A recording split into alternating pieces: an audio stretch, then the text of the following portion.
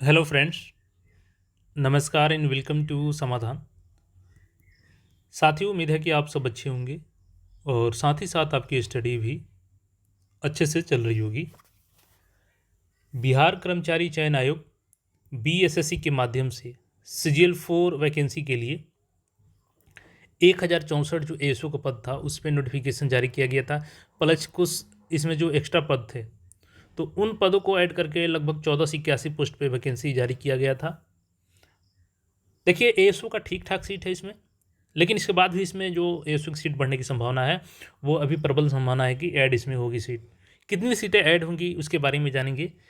और साथ ही साथ इसमें देखिए, इसके बाद से कई सारे अमेंडमेंट भी किए गए हैं नोटिफिकेशन में।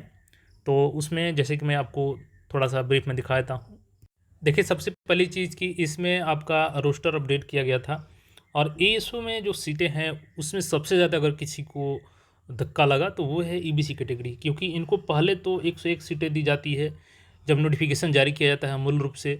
लेकिन बाद में क्या होता है कि नोटिफिकेशन को अपडेट कर दिया जाता है, और वो भी कब, जब दोबारा डेट एक्सटेंड होता है फॉर्म भरने के, यानी फॉर्म भरने के बाद तब इनके द्वारा बताया जाता है कि रोस्टर में सुधार हुआ है और जो 101 सीटें हैं ये, इसमें से सीटें कट करके और कहाँ पे ऐड हो जाती हैं, तो ये सीटें ऐड हो जाती हैं आपके यहाँ पे एससी कैटेगरी में, शेड्यूल कास्ट में, और यहाँ पे इनका बच जाता है 47 सीट। हालांकि हमने इसके ऊपर पहले भी आवाज़ उठाई है और अभी भी हम लोग आवाज़ उठा रहे हैं कि देखिए, जो भी है इनके साथ, या तो अगर डाटा सही है तो इनको सूचित किया जाए कि इनको संतुष्टि मिले कि हाँ, हमारे साथ कोई दिक्कत नहीं है, कोई कटौती नहीं की गई है। लेकिन अगर ये गलत है तो इसमें सुधार भी होनी चाहिए और ये अपडेट होनी चाहिए। इनके साथ नाइंसाफ़ी नहीं होनी चाहिए, किसी भी कैटेगरी के साथ नाइंसाफ़ी नहीं होनी चाहिए।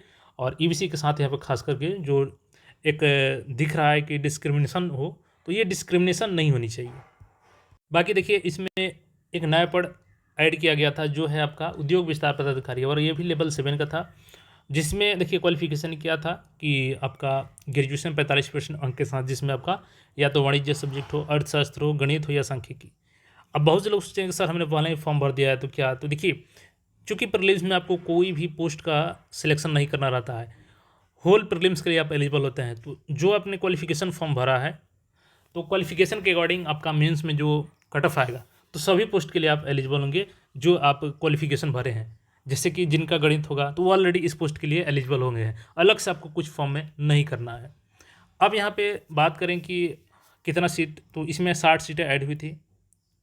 अब एक और चर्चा है कि एएसओ में जो आपका है वो सीटों की बढ़ोतरी होने वाली है, तो एक्चुअली में कितनी बढ़ोतरी होने वाली है उसके बारे में यहाँ पे देखिएगा।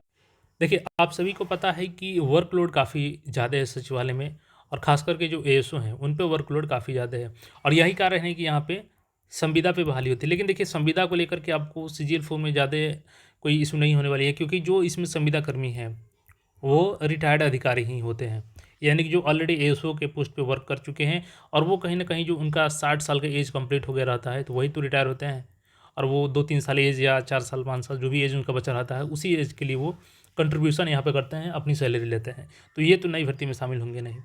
तो यहाँ से अब देखिएगा, चूँकि जो सचिवालय सेवा संघ है इनके द्वारा मांग किया गया था कि जो प्रमोशनल पोस्ट हैं, चूँकि बहुत सारे एएसओ के पोस्ट हैं जो कि प्रमोशन से भरे जाते हैं 25% सीटें, और इसमें मैक्सिमम पोस्ट खाली है। तो इनकी मांग थी कि इसको भी as a one time measure करते हुए रेगुलर बेसिस से कंप्लीट कर ली जाए, बट इनकी बात नहीं मानी गई। और एक्चुअल में चूँकि जो यूडीसी होते हैं उनकी भी तो सीटें होती हैं, तो ठीक है, उनके लिए तो कम से कम 25% तो रहनी ही चाहिए कि वो अपना प्रमोशन करके यहाँ पे आएंगे। जो 75% डायरेक्ट सीटों पर आपकी रिक्रूटमेंट होती है, तो उसमें आपका बिहार सचिवालय सेवा के विभिन्न ग्रेडों के पदों का पुनर्गठन अब किया गया है। तो नई पद यहाँ पे सृजित कर दी गई है, भले ही जो प्रमोशनल सीट है उसको इसमें शामिल नहीं किया गया, लेकिन नई सीटें ऐड की गई हैं, तो जाहिर सी बात है आपका अब सीटों की संख्या बढ़ेगी। इसमें एएसओ के 232 क्रिएट किए गए हैं, 238 आपके एसओ के यानी सेक्शन अफसर, प्रशाखा पदाधिकारी, और सचिव के 160, उप सचिव के 45 और संयुक्त सचिव के 46। तो क्या ये सीटें शामिल होंगी? देखिए, अलग अलग डिपार्टमेंट में अलग अलग है। पहले कितनी थी पदों की संख्या स्वीकृत बल? 4149 थी, और अभी 232 बढ़ने के बाद 4381 स्ट्रेंथ हो गया है एएसओ का। प्रशाखा पदाधिकारी का देखिएगा तो 1091 था, अभी 238 बढ़ गया है तो 1329। ये अच्छी बात है कि आपको प्रमोशन के लिए ज़्यादा सीट रहेंगे तो स्कोप आपका ज़्यादा बनेगा। और सचिव में 321 था, अब 481 हो गया है, तो मैक्सिमम लोग यहाँ पे और सचिव भी बनने को मौका मिलेगा जितनी सीटें अधिक रहेंगी। उप सचिव का देखिएगा तो डिप्टी सेक्रेटरी का तो 106 था, अब 45 बढ़ के 151 हो गया, और ज्वाइंट सेक्रेटरी का 64 सीटें हैं यहाँ पर। टोटल पहले 5685 स्ट्रेंथ था, 7 से 21 नए पद बढ़ने के बाद 64 से 6 हो गया। तो अब सवाल आपका ये है कि सिजिल 4 में कितना ऐड होगा। देखिए ये सारे सीटें तो प्रमोशनल है, ये जो 232 सीटें हैं ये ऐड होगी। लेकिन अब बहुत से लोग शेयर किए मेरे पास न्यूज़ के साथ, बहुत लोग बता रहे हैं कि ये 400 प्लस संख्या होगी एएसओ की, और वो कैसी होगी तो उस पर हम लोग बात कर लेते हैं। ये सच्चाई है या 232 ही बढ़ेगी या फिर जो 400 बताया जा रहा है न्यूज़ में वो बढ़ेगा। देखिए एक शब्द में मैं बोलूँगा कि यहाँ पे 400 प्लस एएसओ का सीट ऐड नहीं होगा। जो भी ऐसा इन्फॉर्मेशन कहीं भी मिल रहा है आपको तो वो टोटली रॉन्ग इन्फॉर्मेशन है। इतना सीटें ऐड नहीं होने जा रही है, तो नहीं होगी उसकी व्याख्या यहाँ पे आप देखना चाहें तो देख सकते हैं। आगे मैं जो अभी बता रहा हूँ, देखिए ये लेटर 6 तारीख को जारी किया गया था और इसलिए मैंने इस पर वीडियो नहीं बनाया था। लेकिन जब दावा किया जा रहा है लोगों को तो यहाँ पे आपको सच्चाई भी बतानी जरूरी है। ये सामान्य प्रशासन विभाग ने जारी किया था और इसमें सभी अपर मुख्य सचिव, प्रधान सचिव, आयुक्त, बिहार लोक सेवा आयोग छोड़कर सबको शामिल किया गया था। विषय क्या था?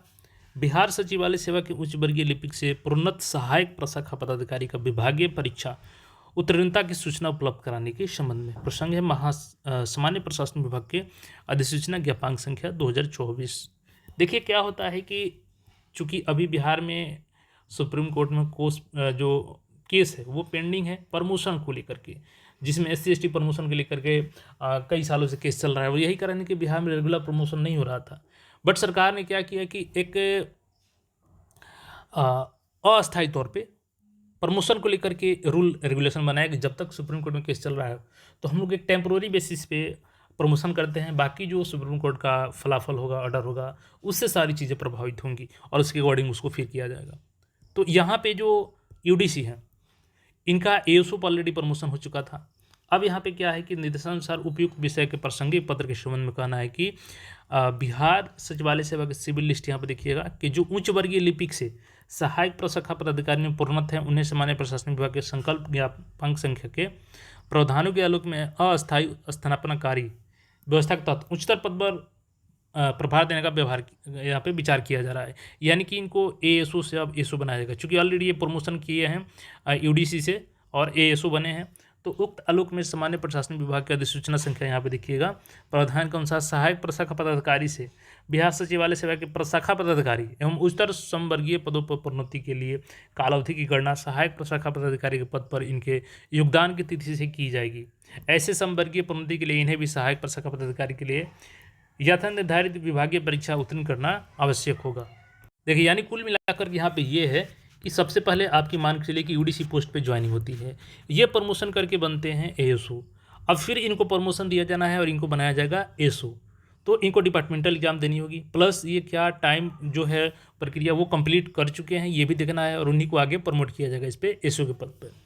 अब इसी चीज़ को कई लोग बता रहे हैं कि यहाँ से जो ये ASO प्रमोट होकर ASO बनेंगे तो ASO को सीटवा तो खाली ही ना हो जाएगा। तो देखिए सीटवा खाली होगा ज़रूर, लेकिन ये किसका सीट है? तो ये प्रमोशनल वाला है 25%। यानी कि ऑलरेडी फिर जो पीछे से UDC हैं वो भी तो इसी की राह देख रहे हैं कि जब ये सीटें खाली होगी तो हम लोग यहाँ पे आके बैठेंगे। तो ये डायरेक्ट रिक्रूटमेंट में आपका शामिल नहीं होगा, जो भी बता रहे हैं ऐसा गलत है। ये केवल UDC का लिए जो यहाँ पे प्रमोशन से बनते हैं उनके लिए सीटें हैं। तो यहाँ से जब सीटें ये छोड़कर जाएंगे ASO में तो फिर पुराने जो UDC हैं वो छोड़ करके यहाँ पे आएंगे ASO में।